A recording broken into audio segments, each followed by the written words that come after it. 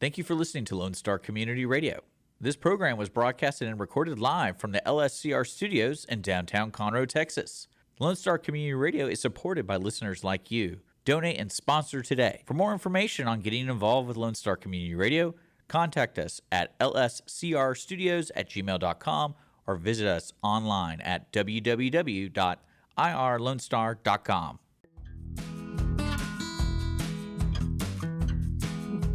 Hey friends, and welcome back to another episode of Genuine Business Stories, where we have real front porch chats that inspire success.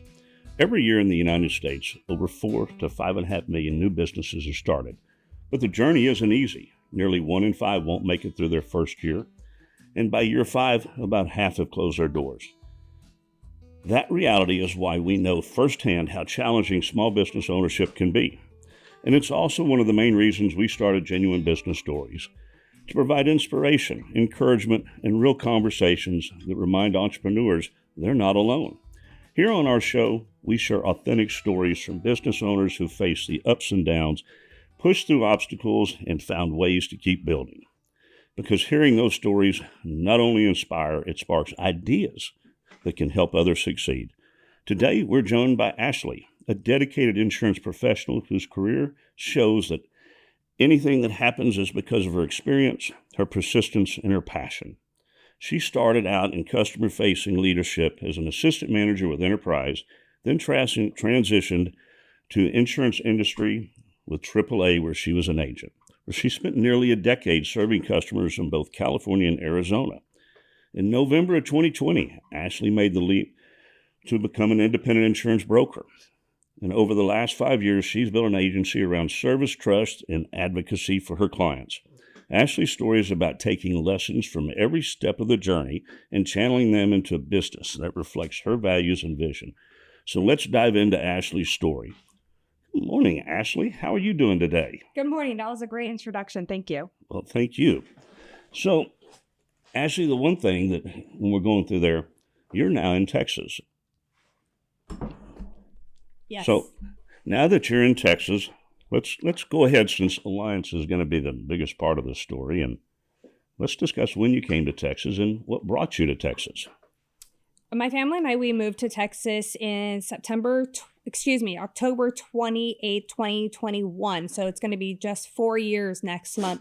And it's funny because when you're not from here, everybody always asks, like, how did you get here? Like, what brought you here? And honestly, when we were living in Arizona, my husband and I said that if we were ever to move somewhere, it was going to be Texas. We had never visited Texas, but we knew that that's somewhere we wanted to go. And so we had planned a trip to the Grand Tetons in September of 2021.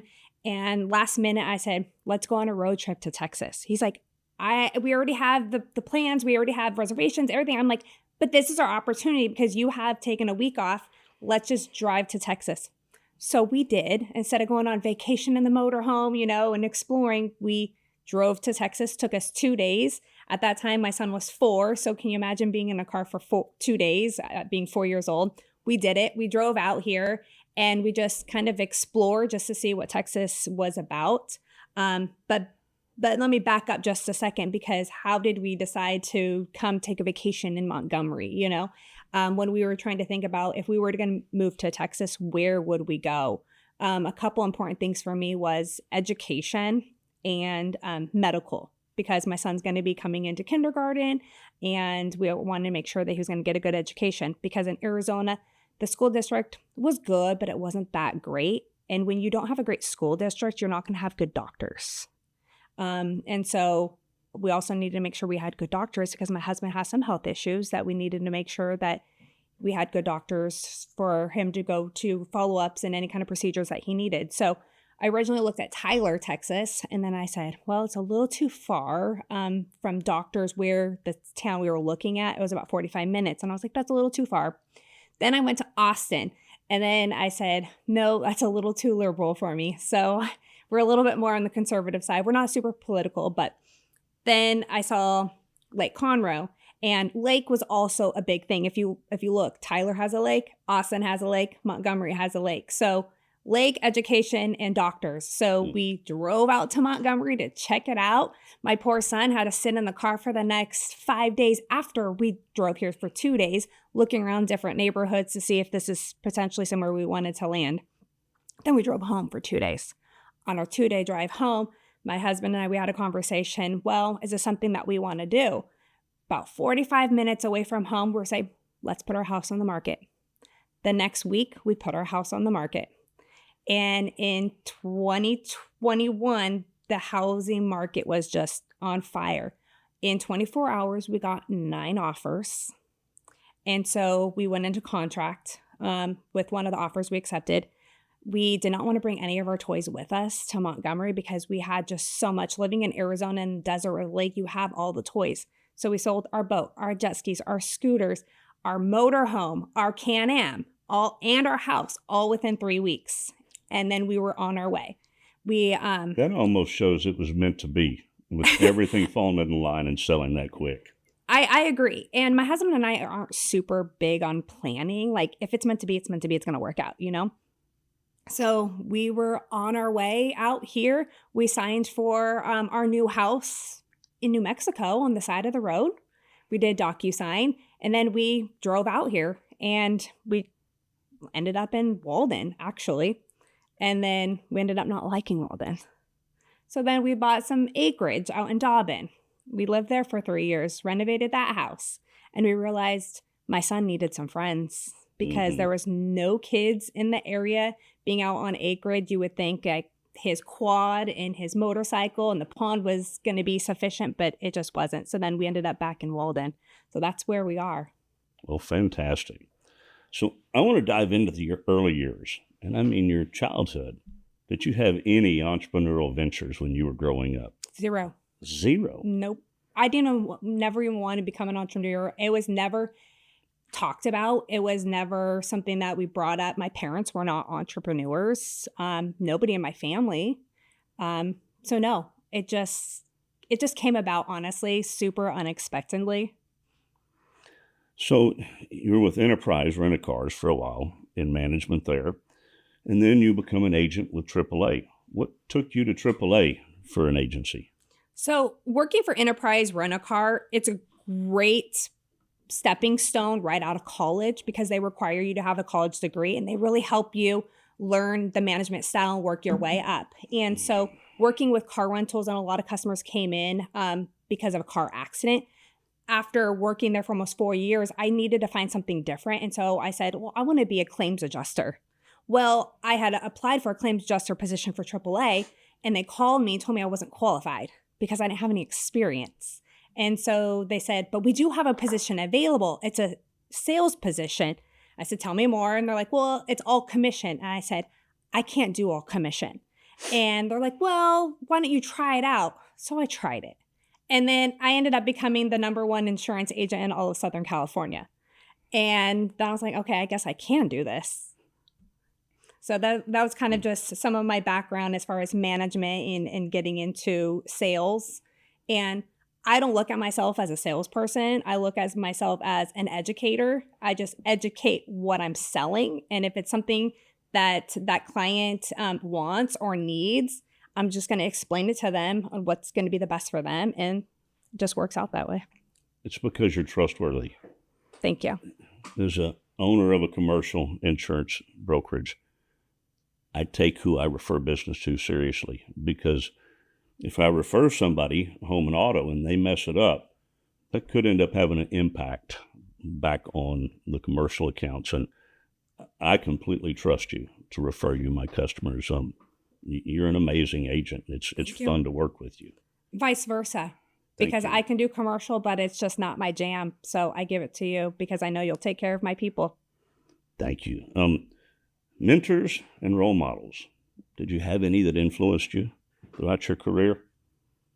None that I can think of on the top of my head. I mean, I had some good, teachers growing up, but none of them led me to be an entrepreneur. I was always that determined individual. I always wanted to be different from a lot of people, kind of stand out and not do everything that everybody else was doing. Granted, I had that group of friends that was all doing one certain thing.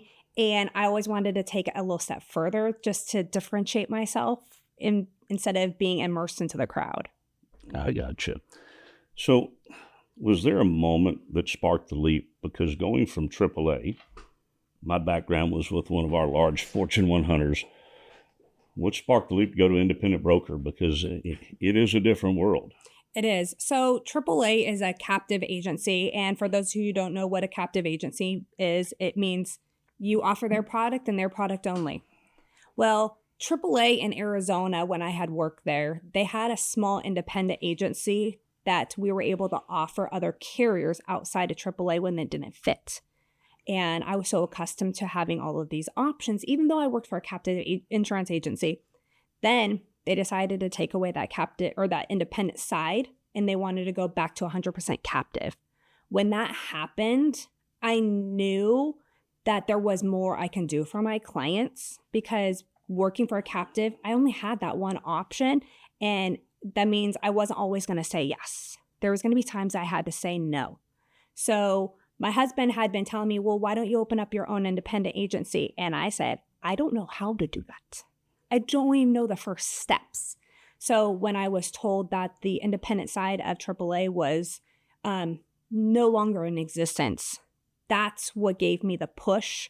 And I had found out about that probably early October of 2021. So not even 30 days later, I opened up my independent agency and I had left AAA. Every experience in our careers are a training ground for the businesses that we one day have opened. I try to reflect back on everything that I have done since my very beginning career, which was actually in engineering as a design draftsman. Oh, that's what my dad did. He was a draftsman. And I went from there to IT. So you've known me long enough. Both of those are nose to the grindstone and not really talkers. Yeah. I made a good living, but it was always contrary to my personality, who wanted to be out meeting with other people and talking to people. And my girlfriend tells me, you do not have to talk to everybody when we're out. And I'm like, yes, I do. I'm the introvert of my relationship. My husband's more of the extrovert, and I'm fine with just hanging out at home with my little circle of family and not going out and doing things. Back when I was younger, I was a little bit more opposite. I was always like, what's going on Friday night? Yeah. So what were some of the biggest challenges you faced your first year? So when I worked for AAA, they had given me a phone number to use for clients to call me. And probably about 2 years prior to me leaving AAA, they made all of the agents take ownership of that phone number. So that phone number now belonged to me. Now, mind you, I worked for AAA for almost 8 years. So a lot of people had that phone number. So when I left AAA, I kept that phone number. So even with the non-compete clause, they were calling me. So my first year was actually super successful. It blew me out of the water. Like, I had zero expectations, and I was just overwhelmed with like everybody that wanted to continue their trust in me. When they would call me to make a change or add a vehicle, I simply just told them I no longer worked for AAA, but I opened up my own agency, and now I have other options in the event that you ever wanted to explore those. So my first year was actually the best year that I probably had. I mean, my year is, going on because I'm now almost into my 5th year, but my first year was just overwhelmingly amazing. You've done an amazing job. My former job in leadership with the larger company over agents, what you've done, especially because of COVID, it's actually pretty amazing. Thank you. COVID, with the way it changed the home and auto side of business, was very much a lead-driven business where you purchase leads. A lot of agents did, and that's how you started helping to feed your staff. When COVID hit, then the larger agents, it was a bid process. They had a lot of staff that they had to feed. and they really spent the money to do it. And you can't blame them. Right. But it priced a lot of the smaller agents out of that market because the leads you were getting, all of a sudden you realize they're going, you're the 10th person that has called me, stop. And you go, they're recycling leads coming back to me, and people are not happy. So the ability to do what you did, living through COVID, because that's been like a bad hangover. It's just now starting to feel like that cloud that they placed on us is just starting to lift for businesses. Yeah, it's lifting a little bit. Well, Yeah. and then I had opened up my agency, right? And then a year later, almost to the month, we decided to move to Texas, which was like starting an agency all over again. I knew Mhm. nobody. Yeah. I mean, and you've done a fantastic job. So what was one of the toughest early rejections, and how did you bounce back? Or have you just been one of those amazing business owners that God kind of put his hand out and said, you know what, I'm going to carry you through this and you're going to have some fun? I think I've definitely been very blessed. Of course, you get rejections when people don't want to go with the product that you're offering. But at the end of the day, people will come back because they'll realize she answered the phone. She was responsive. So when I was shopping and calling 10 other people and spending hours of unnecessary work, you could have just called me and I would have been very responsive with you.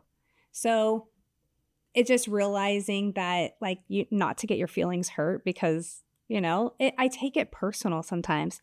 And sometimes when people leave me because the grass they think is greener on the other side, they've come back. Because when they've left me, I left it saying, if anything ever changes, I would be happy to help you again. Instead of, ignoring Instead them. of being a brat like a lot of agents are, Yeah, that throw a temper tantrum when somebody leaves them. they do. Look, insurance has gone through the roof, especially here in Texas and with your home and your auto, but the home is what I think so many people realize because of the property taxes too. And by the time you combine it, then a lot of us have customers that 3 years later, that homeowner's policy is double what it was, sometimes triple. Exactly. And then all of a sudden a family that qualified at one area for a mortgage is trying to figure out how to pull an extra $600-$800 a month out of their pocket to cover their escrow account for their taxes and insurance. Yeah. I was going to ask you, was there a turning point where you thought this is going to work? But it sounds to me like even through COVID, you just already knew that. I don't want it to seem like everything I is like think it is- rainbows and butterflies, but I think because I'm such a determined person, I won't give up, and failure is definitely not in my vocabulary. Sometimes no motivation is in my vocabulary, but to try to get yourself through that and take it 1 month at a time. You have to just set yourself small goals. Some of my friends will say, well, what's your goal for the year? Well, I don't make goals because I don't want to fail. So if I don't make goals, I'm not going to fail. I always set 2 goals, realistic and unrealistic. And undersell and over-deliver is how I've spent most of my life, especially in corporate America. The underselling with my personality was always going to be sufficient enough not to get in trouble. But if I could over-deliver, then nobody was expecting it, and it was received a little differently. 100% agree. Like, if you think that you're going to get that quote out to them in 20 minutes, is that realistic? No. But is it realistic to get to them by the end of the day and then get it to them in 20 minutes? They're going to be happy. Yeah, well, a big part of what we do is setting expectations, especially on the commercial side. If I have to take something out to a non-standard market because of the risk, then it is setting expectations that you're not getting a quote back today. No. It's got to go to underwriting, and then underwriting sends it out to another company's underwriting, and it is just a process that drags it out. That we live in an impatient world. We do. We live in a world where they want everything instantaneously, and it's just not always realistic. So I find that life's like a snowball. Negative thoughts. The more you breed negative thoughts, the more negative is going to come into your life. the more you breed positive thoughts, the more positive is going to come in. I agree. And part of that is because I believe when you're looking for the positive, you're not looking for something that can discourage you, because you're going to find, okay, well, I didn't make the sales goals here, but I know that these 2 or 3 accounts I brought on, the relationship I built, they're not going to shop me every year. So it's going to be a good retention account, because there are good accounts and there are bad accounts. And that good account is the one that lasts. I remember when I was with the company I was with, the acquisition cost was a little less for us as independent. That acquisition cost was around $300 and something per customer for leads by the time you balanced out with close ratios. So as an agent, you weren't profitable until the first or second renewal, depending upon whether it was a 6-month or an annual policy. A little different for us. So were you fairly quickly with your business able to pay yourself a paycheck? So when I was with AAA, they had, excuse me, incentives, and I just seemed to always hit them. And so I've gone on cruises. They've given out cash bonuses. So because of COVID, we were supposed to go on another cruise. But with COVID happening, they decided to just pay out the agents instead of doing in a lump sum instead of going on the cruise because it was COVID. So I had gotten that lump sum and I just had it saved. So when I left and went independent, you don't get a paycheck from carriers for the first good 60 to 90 days because they pay in the arrears once, commissions have been reconciled and whatnot. So I kind of lived on that lump sum for the first 90 days or so, and then started slowly getting a paycheck. And I hear a lot of agencies saying that they're not profitable, but I had super low overhead. And so when you have really low overhead, you don't have all of these expenses. So you're able to start giving yourself a paycheck a lot sooner. So I don't have any employees. It's just me and just what expenses it costs as far as like the programs that you use, the rent for wherever you're leasing your space. So I have a space in Montgomery that I just lease. I don't have to pay utilities there, I don't have to pay for internet. So like my overhead is just so much lower than if I were to have a larger office with staff. I find in our business, captured agents have to generate a lot more revenue to become profitable. An example where I was at, the staff to open was 3 a month before you ever started generating revenue. I can remember with some of the management, some of the sales leaders when they rolled that new model out. Now, granted, that new model, agents made a lot of money, but as we started discussing with them, this is a poor business model, and career people were telling us, you don't know business, and we were actually going, actually, you don't for small business. They still rolled it out, but we can operate probably up to $1.5 million in written premium without having to put staff on, where you can maintain your book before you have to add somebody. You may want a VA before then, but with the rules of a captured agent, you're going to have staff a lot sooner. They're going to make you have it. I know the philosophy is let's get more salespeople out there, but if they're not commissioned only, then those salespeople, they better be able to close or you'll get behind pretty quick. Yeah. So always look and say that obstacles, they're not stop signs, they're just instructions. Continue to move forward. So what is your approach now for reinvesting back into your business?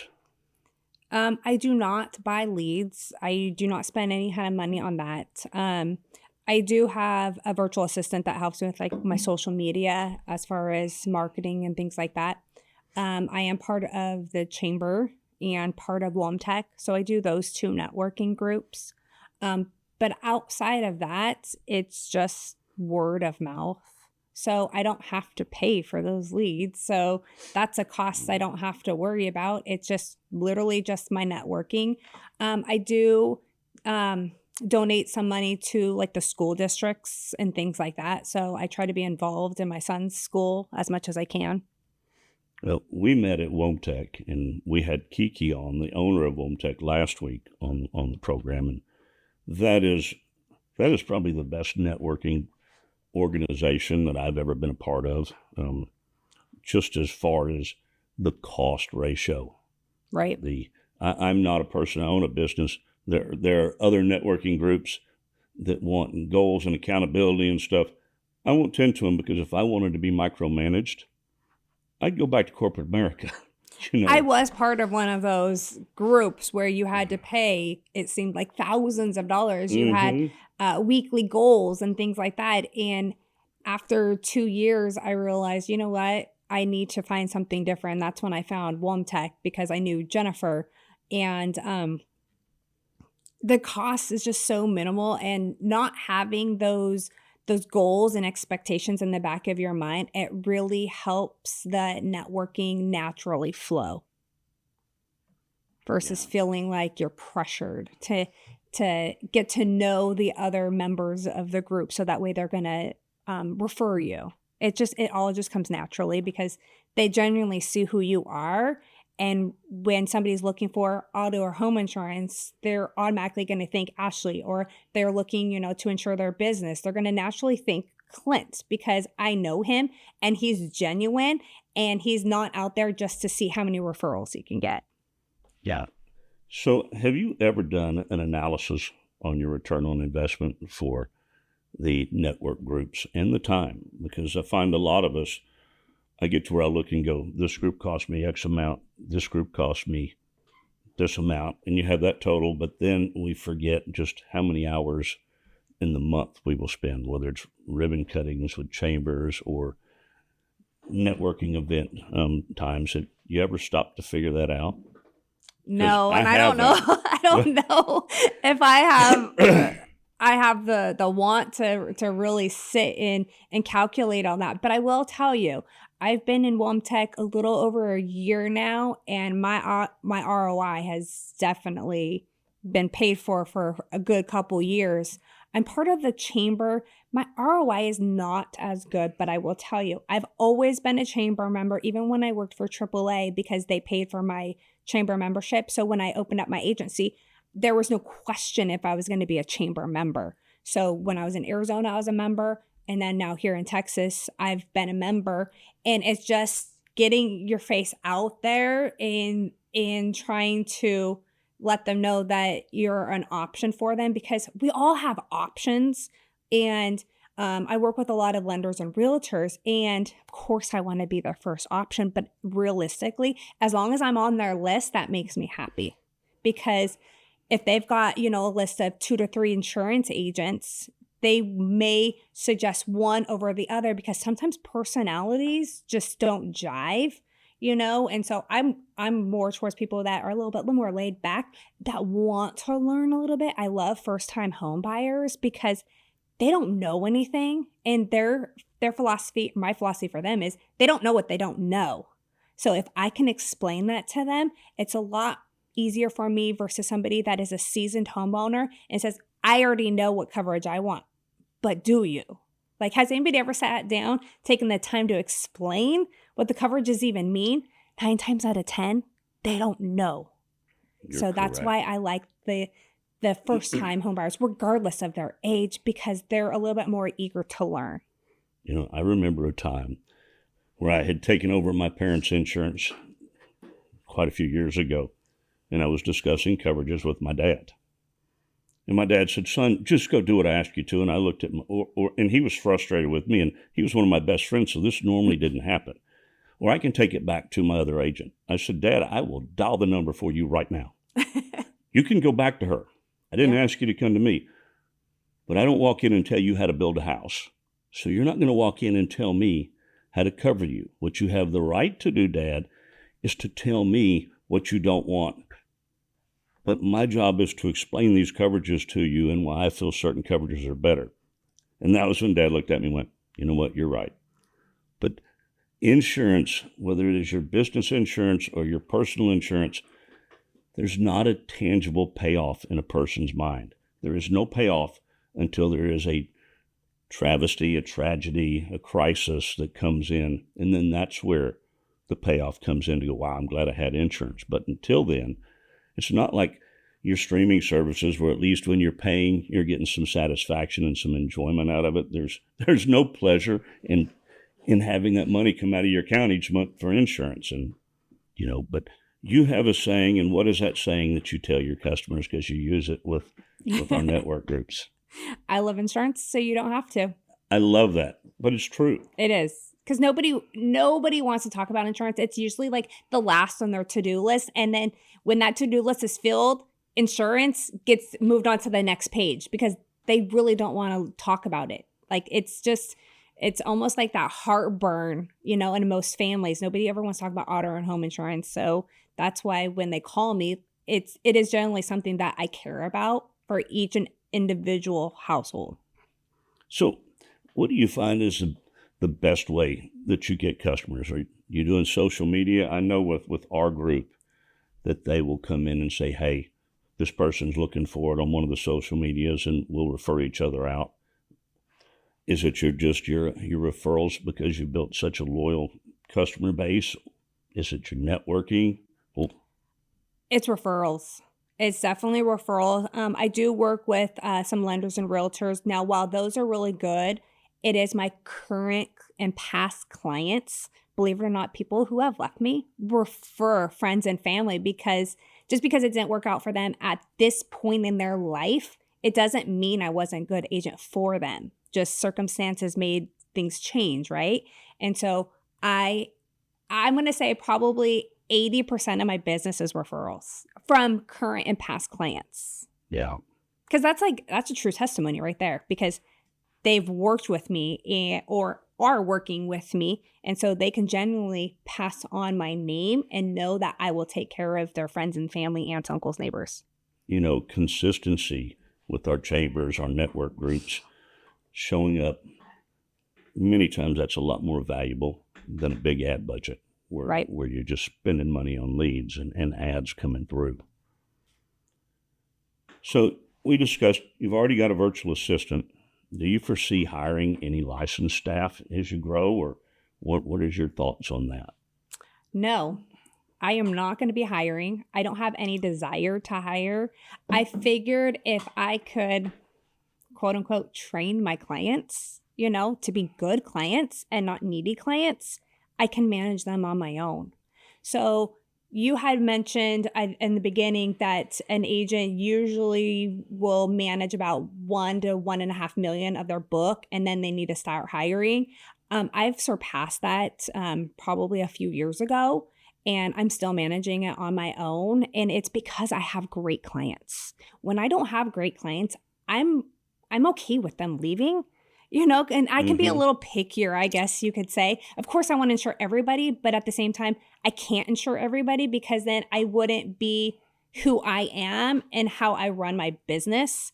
I don't want to be the biggest agency on the block. I'm not going to be hiring 10, 20 agents so that way I get, all of these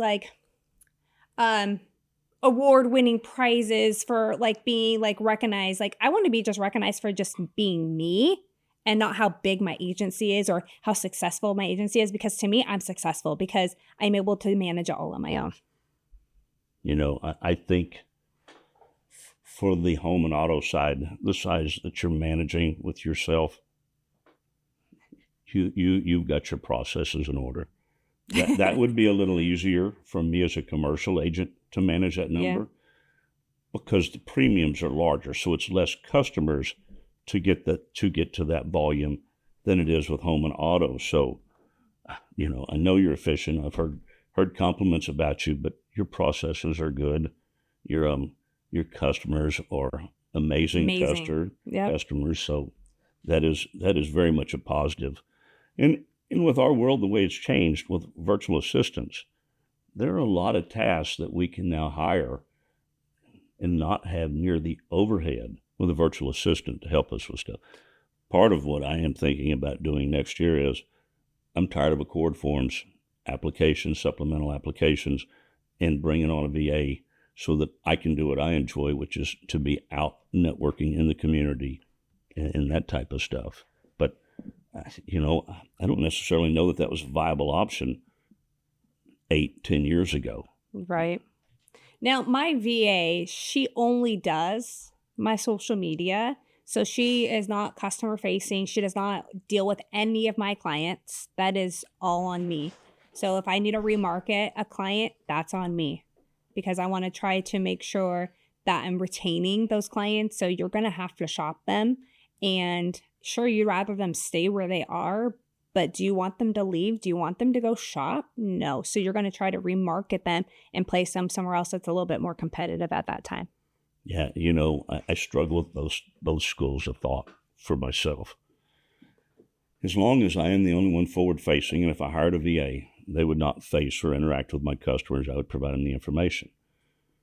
But it also limits my growth if I am the one that always has to be closing that sale. So I think that goes to all of our goals. And I'll be honest with you, my goals, they probably change monthly as to my energy level. When my energy level is really good and I'm not feeling worn down, then I'm wanting to quickly get to a point to hire more staff to grow faster. When I am feeling drained, I'm just fine with where I'm at and not having to deal with employees. I did think about hiring somebody. It was in the beginning of the summer. I thought about it. And of course, I talked to my husband and he says, what was your mission when you first opened? Does that change your mission or does that expand it? And I said, well, you're right. It does change. It changes the way I've always thought about how I was going to continue running my agency. So it wasn't that he was trying to stop me from doing it. He was just bringing me back down to reality because I was thinking, all of these great things. I can hire somebody and I won't have to do all of the work and I can just sit back a little bit more, go out networking a little bit more. But that's not why I opened it. I opened it so that way I talk to every single client. I build a relationship with every single client, not my employee. They don't want to be talking to so-and-so when I'm the one who wrote their policy. That's what makes me different. So see, I see that you work with customer loyalty, and that is earned in small amounts and not big sales, but it is earned over time. And with your model, that is what that gives you the ability to do, is to earn that loyalty through most all of your customers. So, I'm curious about something. Do you have a story where you helped a customer and you knew that with where they were at, that it really made a difference to them? With a lot of, especially older people being on fixed incomes, and I have some of them that say, my house is paid off. I don't need home insurance. So just walking them through why it's a good idea to keep homeowners insurance. Could we go through every single endorsement to see if they need that today? Because maybe they needed that years ago, but with their life the way it is today, maybe they don't need certain coverage, or maybe they do need certain coverage, or maybe we can play with some of the deductibles because they do have money saved, but they just don't have a good cash flow. But in the event something catastrophic happens, they will have that deductible. So to keep your annual premium a little bit lower, let's raise that deductible. So it depends on that client and what they're going through in their life. So it's a lot of the older clients that I have to kind of work through line by line. And they appreciate that. Well, that is good. As we go through here, where do you see Allegiance in 5 years? I don't really have goals. So I just kind of take it month by month, like I already told you. So I really don't have a huge goal for 5 years. The thing that I really want is to be able to still manage it. So as long as my lights are on, my bills are being paid at home, like that's what makes me happy. I'm fine with that. And another thing is too, I do want to insure a lot of clients, but at the same time, they have to realize not only am I an agency owner, but I'm a mom and I'm a wife. And I do have a life outside of that. And we do like to go on vacation. And when clients call, a lot of times I won't tell people I'm on vacation, but they can kind of hear it in the background sometimes, And if they're my current clients, I'll say, Ashley, just call me when you get back. And those are the clients that have stayed with me. The clients that realize that family and vacation time is a necessity. And those are hard to come by. I have found that individuals that you have the more personal relationships with are the ones that will think they can text and want something at 9 o'clock at night. And Yes. if it's not an emergency, then I'm going to tell them they'll get it in the morning. I have a lot of clients that have been with me for years that they'll text and say, hey, this was on my mind. Just respond back to me on Monday. So like they just didn't want to forget to text me or email me, but they know that it's the weekend and I wasn't going to respond. And so they're fine with that. And I do have a lot of clients still almost 5 years later that had been with me since the AAA days and that they refuse to leave me because they know that I'm going to continue to answer the phone for them and I'm going to continue to advocate for them. So they're just going to stay with me. So you write also in California and Arizona. California, Arizona, Nevada, and Texas. I'm starting to hold off on what I write in Nevada and California just because the market out there is just super hard and I just can't keep up with it. So I get a lot of dual residencies with Arizona and California with a lot of vacationers. So I have different referrals if I'm not a good market for California for them.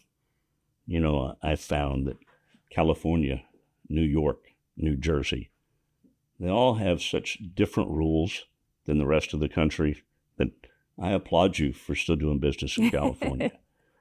I know there are other large insurance companies that have pulled out. And, yeah. You know, and to some degree with where the rates have gone, you know, if an insurance carrier comes to you and shows where they're taking losses, then the Department of Insurance is generally going to grant them the increases. Right. When the one state said no, then three majors said, okay, we're leaving.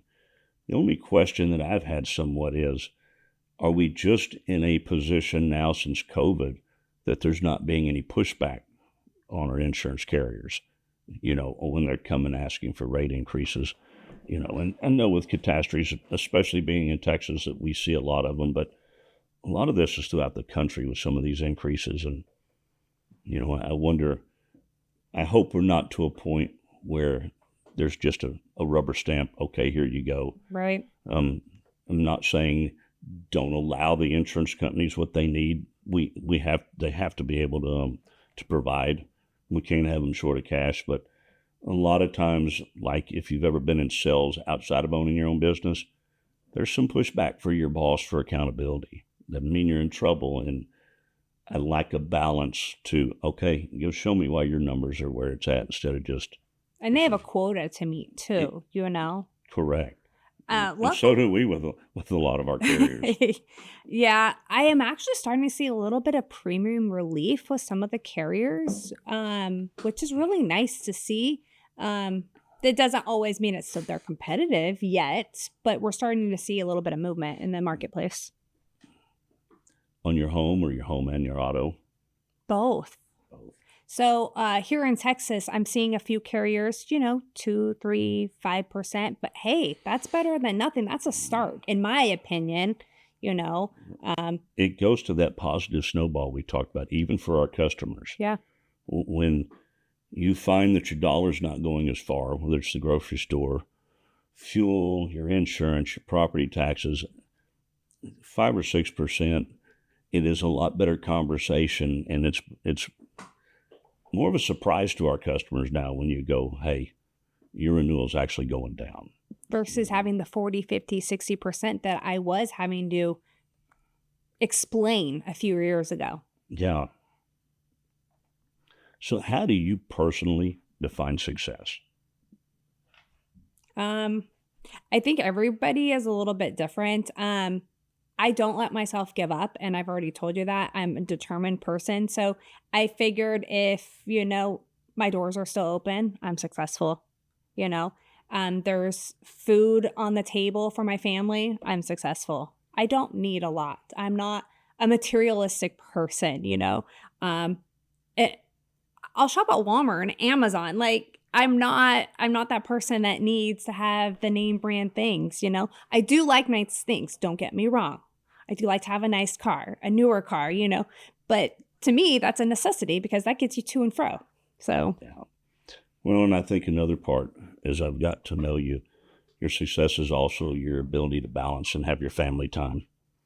That if you reached a point where you couldn't, then that probably would not be considered success, even though the income was going up. Right. It's funny. I have relationships with different insurance agents in different states, right? So one good friend that I have in Arizona, she took time off to go to Disneyland, and she said she turned her phone off that day. And she said that was the most relaxing day she ever had. And I said, and she's like, but I live vicariously from you because you're always going on vacation and spending time with your family. And I said, but the thing is, I block out time to work. So I still feel a little overwhelmed. Or if we're in Florida on the beach, I am always thinking, okay, what work do I need to get done when I'm off of the beach and back at the motorhome? So it's always in the back of my head. So I told her, I'm like, one day I need to turn my phone off for the entire day. So maybe that's a good one for me for success. That would be a successful day because people will realize I'm human. Like, I'm not going to be able to answer right away all the time. I'll just put it out of office, So I'm looking forward to doing that soon. As we plan, I find that the best way to predict the future is to go create it. Yep.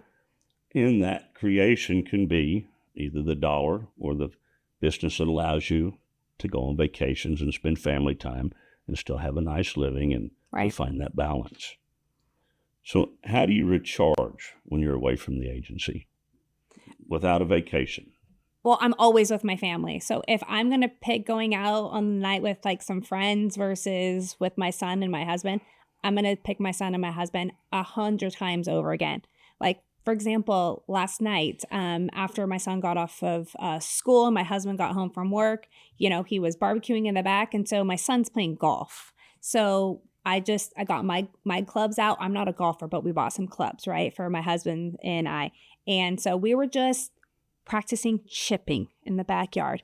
And we did that until 7:00 at night, and the weather was great. So for me, just to be with my family is definitely my recharging, because my son grew and my husband have grown up knowing I am in insurance and there's not really a 9-to-5 job, because there's times where I have to work at night, and just so that way I can catch up and because I don't like to feel overwhelmed, I don't like to have a lot of to-dos on my list. And so my son has always known this. And because I work 2 different time zones, being with Arizona and Texas, he realizes, okay, 5:00 is not mom's turning off time.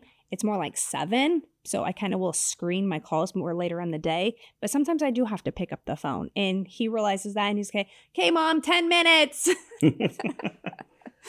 So I know before you moved into the house you're at, one of your hobbies was chickens. What do you, now that you've sold and you're in a neighborhood back so that your son has more access to friends and activities, what are some of your hobbies or passions now?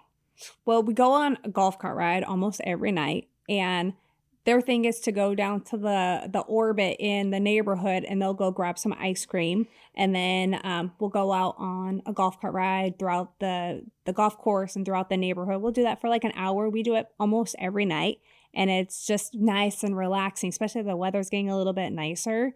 So I do miss my chickens.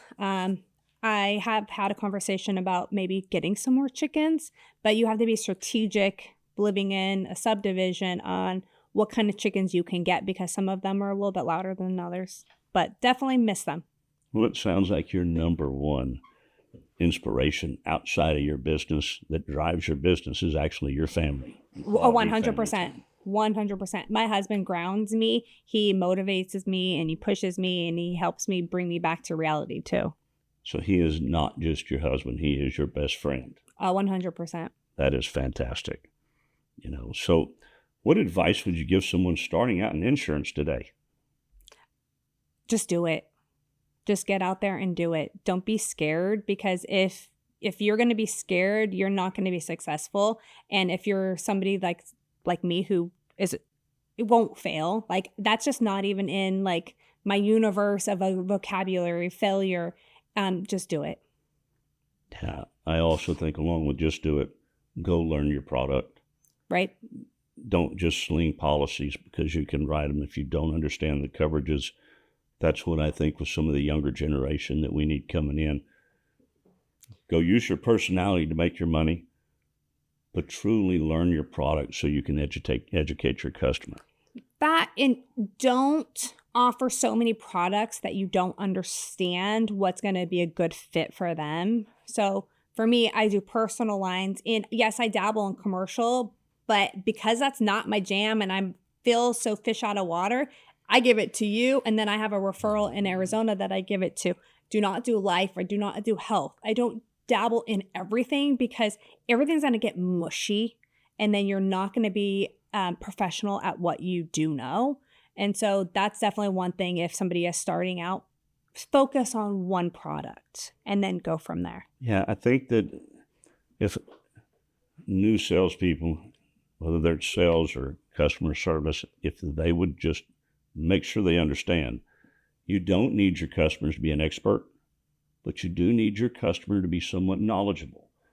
What little knowledge they have will trigger them to tell you when there are changes.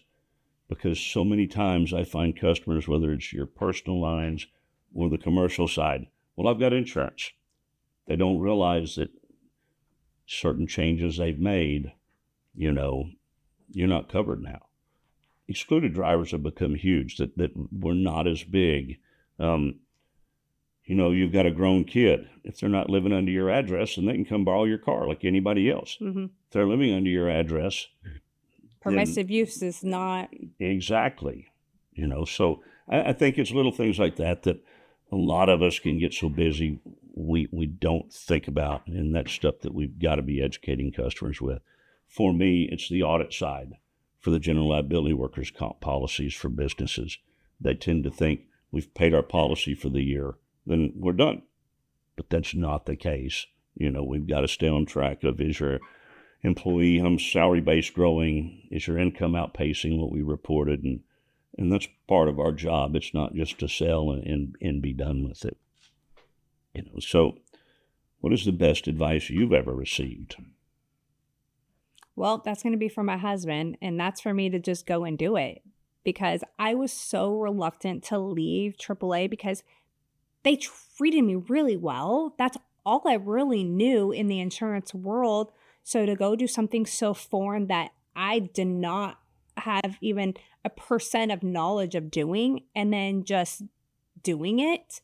And I'm still learning day by day, because you say I have like all my processes in order, but do I? Sometimes I'm like, okay, do I have my life together? But it's working. Whatever I'm doing is working. And so I'm not going to change it until it doesn't work anymore. I found that mentorship, and the community of agents that we can put around us, that helps speed up our learning curve, and it helps better protect our customers. I will call you with questions. You will call me. I don't find other commercial agents as my competition. What I find them is a resource.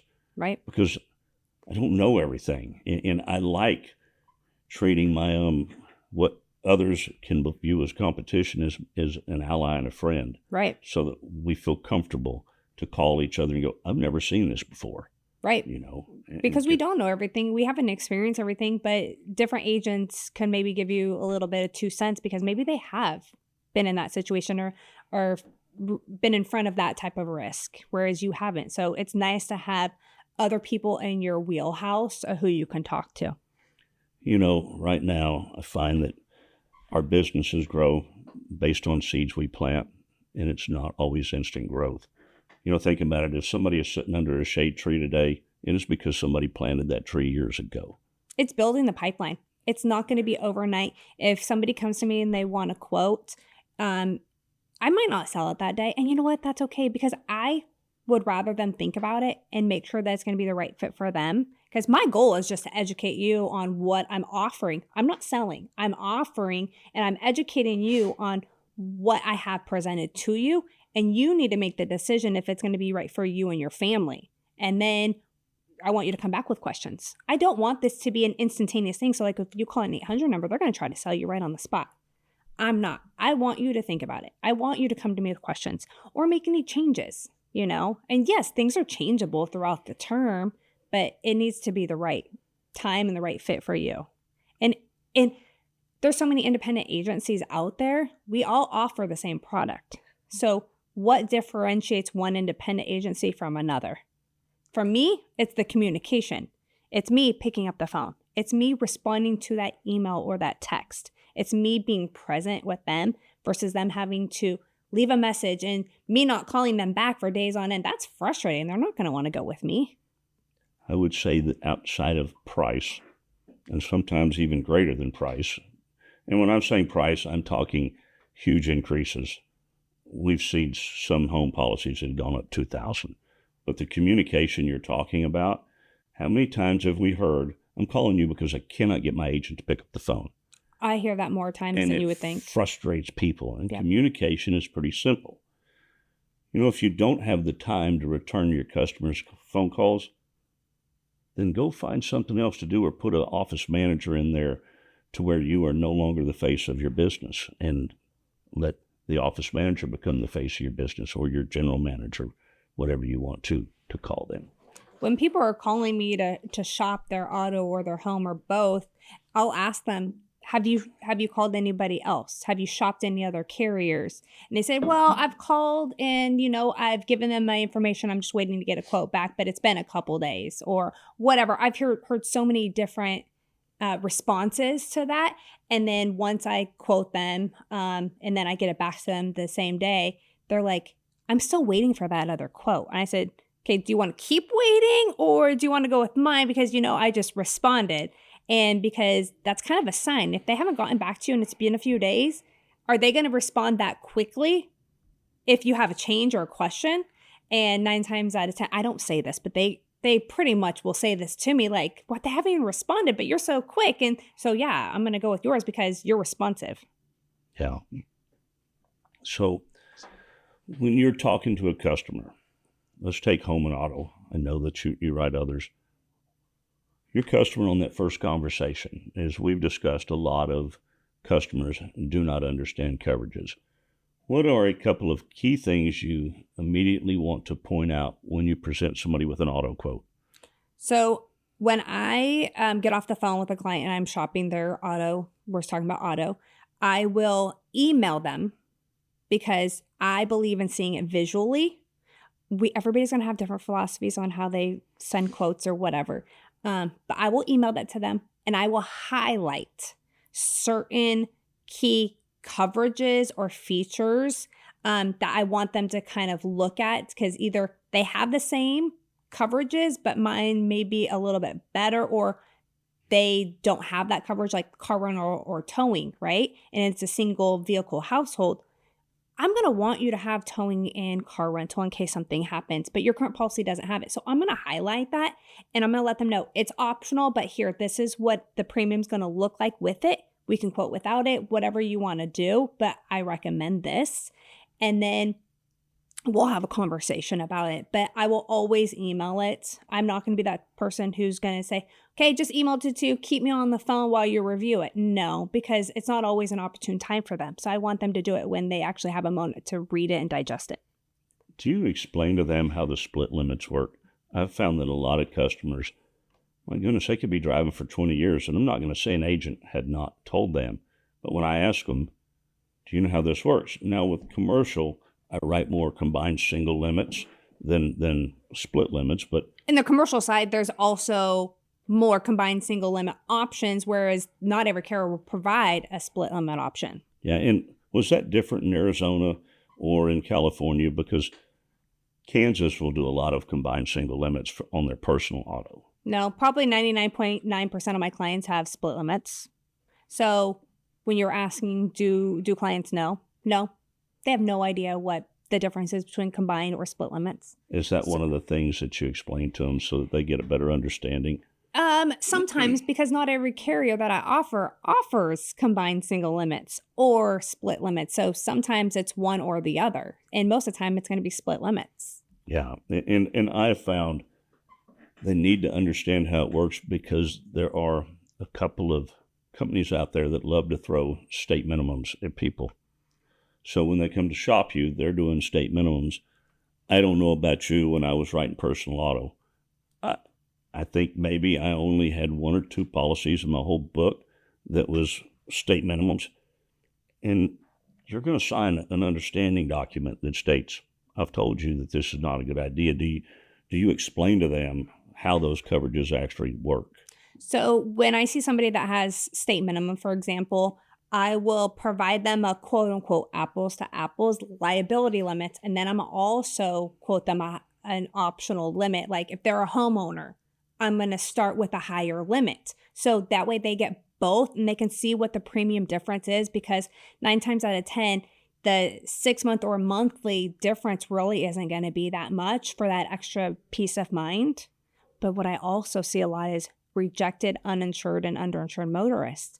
And I will not offer somebody no uninsured and underinsured motorists. Like if they want me to be their agent, they're going to have to select those limits because that's what I stand by.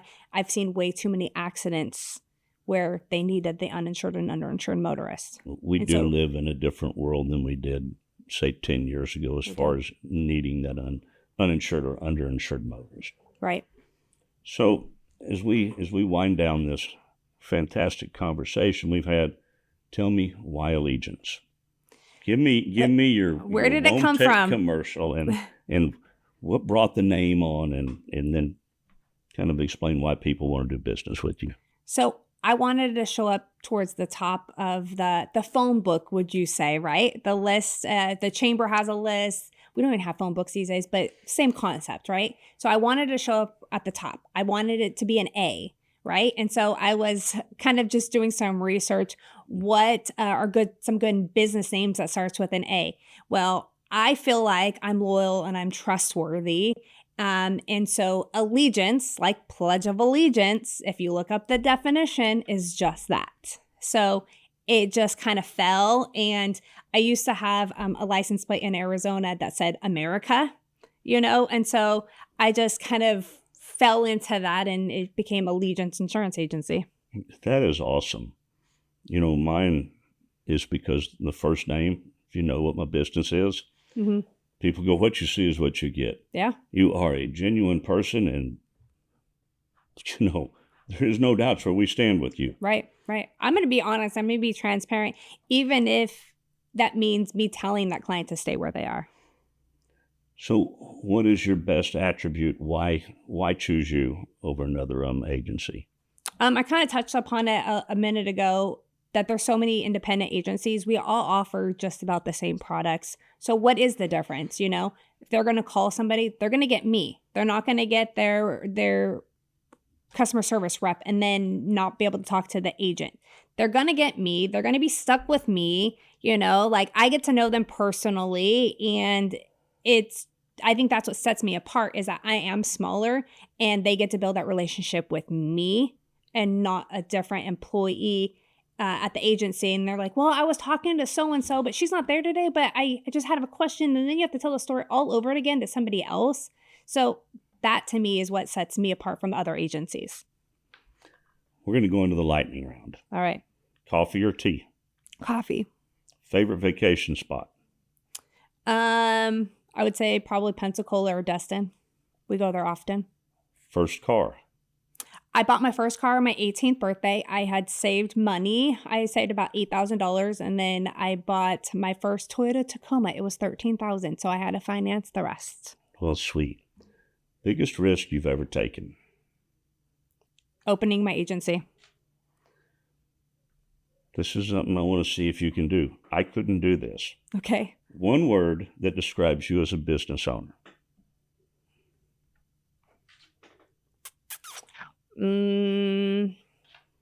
Honest? I would agree. Thank you. Now, if you would, please tell everybody how they can get in touch with you if they want to come and get a quote for you, or have you evaluate their insurance for them and kind of let them know and do a risk assessment on them. Well, when you call, you're only going to talk to me, nobody else. Ashley with Allegiance Insurance Agency. My phone number is 928-466-6110. And no, I never changed my phone number from Arizona now that I'm in Texas. It is stuck and it's going to stick, and I'm unfortunately not going to change it. Hey, thank you so much for coming on. This was a lot of fun. And to our listeners, thanks for tuning in to another episode of Genuine Business Stories. If you're enjoying the show, we'd love for you to consider to be a sponsor or make a donation back to the station, Lone Star Community Radio. Or simply share this episode with a friend, a neighbor, or fellow entrepreneur. And hey, if you know a small business owner with a story that's worth sharing, have them reach out to us. They just might be our next guest. Until next time, keep showing up, keep building, and keep it genuine.